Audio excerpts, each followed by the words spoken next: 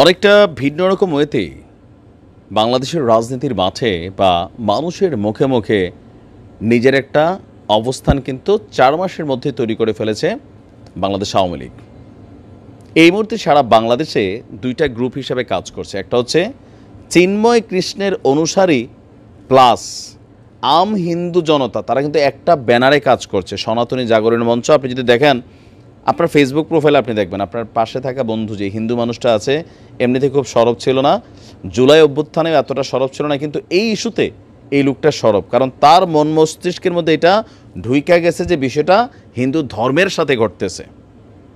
আবার এই বিষয়টা যে ঢুকছে, এখন এটা ঢুকানোর জন্য নানানভাবে বাংলাদেশের প্রেক্ষাপট থেকে ধরেন আমাদের আলেম সমাজ যখন নাইমা বলে এই ইস্কনের এটা সেটা, তো হিন্দুদের মনে তারা আমাদেরকে টার্গেট করতেছে, তাদের কলিজাতে লাগতেছে, যার কারণে পেচকি লাইগা টোটাল ইস্কন হিন্দু এখন একটা জোটই হয়ে গেছে এক ধরনের। কেন্দ্রীয় কমিটি কি বলছে তা না, এখন এই যে একটা বিশাল শক্তি, এই যে একটা বিশাল ভাইব্রেশন, এটাতে আবার সাপোর্ট দিয়া এই মুহূর্তে সরাসরি মাঠে বা পেছন থেকে কাজ করছে আওয়ামী লীগ। আপনি দেখেন সমন্বয়করা ইস্কন নিষিদ্ধের পক্ষে, উপদেষ্টারা যারা আছেন তারা এইভাবে বলতে পারবেন না। জামাত, তারপরে যদি আপনি দেখেন হেফাজত ইসলাম, বিএনপির মানে সিনিয়ররা না, বাকি যারা আছে, তারপর জাগরণী কি বলে যে নুরের দল, সবাই। এখন এই যে টোটাল একটা শক্তির বিপরীতে একা চিন্ময় কৃষ্ণের অনুসারী অথবা সনাতনীরা লড়াই করছেন, পলিটিক্যালি তারা কোনো দলের সাপোর্ট ওইভাবে পাচ্ছেন না, এবার সরাসরি আওয়ামী লীগ তাদেরকে সাপোর্ট করছে। এইটাও রাজনীতির একটা কৌশল। দর্শক, চিন্ময় সরকার, চিন্ময় কৃষ্ণ ইস্যু এবং আমাদের যে আইনজীবী মারা গেছেন, এই ইস্যুতে প্রথমবারের মতন আওয়ামী লীগের সোশ্যাল মিডিয়াতে যে প্ল্যাটফর্ম আছে সেখানে শেখ হাসিনা তিনি একটা বিবৃতি দিয়েছেন।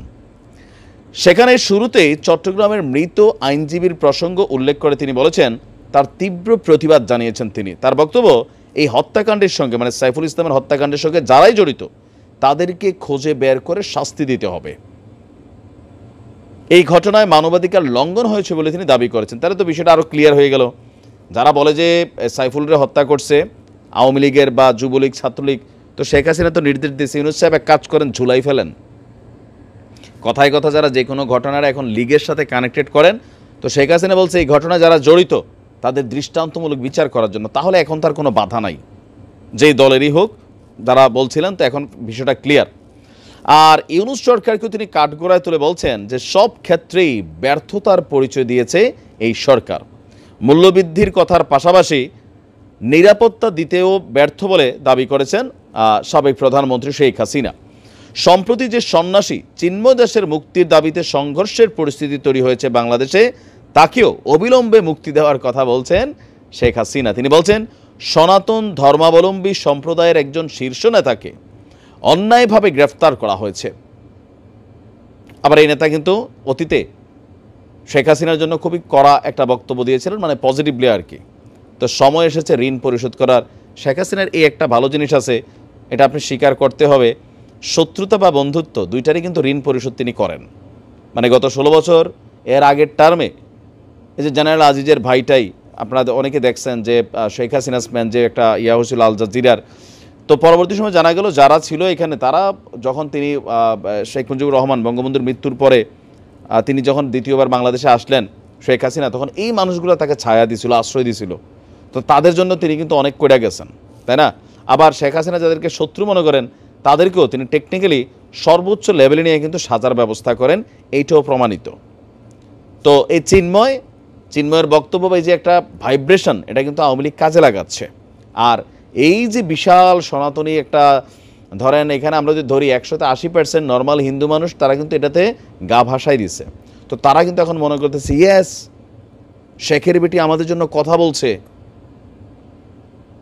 একটা টিম কিন্তু অটো তৈরি হয়ে গেছে, কারণ এই টিমটাকে প্রটেস্ট করছে কারা? বৈষম্য বিরোধী ছাত্ররা। এখানে কিন্তু একটা সাংঘর্ষিক ইস্যু তৈরি হচ্ছে, এবং কি এই চিন্ময় ইস্যু এমন একটা ইস্যু, এটাতে ইন্টারন্যাশনালি একটা কি বলা হয় যে পজিটিভ ভাইব্রেশনের সুযোগ আছে। যেমন ইস্কনের মূল কেন্দ্র যেটা প্রধান শাখা বলছে চিন্ময় দাসের ইস্যুতে তারা খেলবে, তো এটারে স্বাভাবিকভাবেই এখানে একটা কানেক্টিভিটি তৈরি করার চেষ্টা করা হচ্ছে। তো শেখ হাসিনা বলছেন যে চিন্ময়কে মুক্তি দিতে হবে, সব সম্প্রদায়ের মানুষের ধর্মীয় স্বাধীনতা এবং নিরাপত্তা নিশ্চিত করার আর্জি জানিয়েছেন। সবশেষে তিনি বলছেন, নৈরাজ্যবাদী ক্রিয়াকলাপের তীব্র নিন্দা এবং প্রতিবাদ জানাচ্ছি। এটা তো একদম দৃশ্যপটে চলে আসছে সবকিছু মিলিয়ে। তো এখন এই কার্ড আসলে কতটুকু কাজে দিবে অথবা চিন্ময় ইস্যুটা কই পর্যন্ত গড়াবে, এটা এখনো বোঝা বড় কষ্টকর। তবে একটা জনমত তিনি বা একটা পজিটিভ অংশ জনগণের মধ্যে তিনি কিন্তু করে ফেলছেন। এটা কোন ক্ষেত্রে করলেন? বৈষম্য বিরোধী আন্দোলনের আগ পর্যন্ত, মানে ওই ঘটনা পর্যন্ত এই দেশের হিন্দু মুসলিম সবাই কিন্তু আওয়ামী লীগের প্রতি ক্ষিপ্ত ছিল বিভিন্ন কারণে। তো এখন তিনি যাওয়ার পরে কয়েকটা শ্রেণী শেখ হাসিনার ভক্ত হচ্ছেন। একটা হচ্ছে যাদের মাজার ভাঙ্গা হচ্ছে, এত বছর যুগের পর যুগ তারা মাজারে ছিল, মুরিদ আছে লক্ষ লক্ষ মুরিদ। তো এই যে মাজার ভাঙ্গা যাদের হচ্ছে, তারা কিন্তু মনে করতেছে শেখ হাসিনাই তো ভালো ছিল, আমাদের মাজার টাজারে কেউ হাত দেওয়ার সাহস করে নাই, কাদিয়ানি টাদিয়ানি কাউরে টাচ করার সাহস করে নাই। তা আজকে ধরেন 200-250 যে মাজার ভাঙ্গা হয়েছে, এদের ফ্যান ফলোয়াররা কিন্তু মনে মনে আওয়ামী লীগের প্রতি কৃতজ্ঞতা ফিল করতেছে। আজকে যে ইস্কন